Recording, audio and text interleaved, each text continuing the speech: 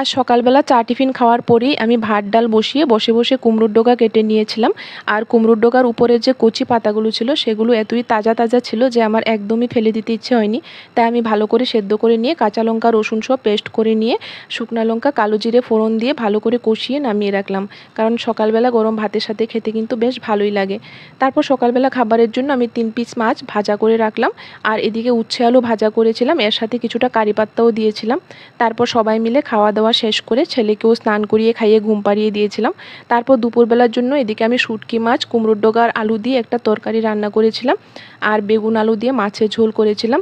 তারপর বাইরে প্রচণ্ড বৃষ্টি শুরু হয়ে গিয়েছিল আর কারেন্টও চলে গিয়েছিল, রান্নাঘরে কিছুই দেখা যাচ্ছিল না, অন্ধকার অন্ধকার আসছিল ক্যামেরায়। তাই আমি ক্যামেরাটা আর অন করতে পারিনি। তারপর রান্নাঘরের কিছু টুকিটাকি কাজ শেষ করে স্নান শেষ করে ঠাকুর পুজো শেষ করে আমি খাওয়া দাওয়া করে নিলাম। তারপর খাওয়া দাওয়া সেরে আরও কিছুক্ষণ ঘরের যা যা কাজ ছিল তা করে নিয়ে ছেলের সাথে কিছুটা সময় কাটিয়ে নিলাম। তারপর এদিকে সন্ধেও হয়ে গেছিলো, তাই সন্ধেবেলা চা বানিয়ে সবাই চা খেয়ে নিলাম। তো আমার মিনি ব্লগটা আজকে এখানেই শেষ করছি। তোমাদের কার কার ভালো লেগেছে জানিও।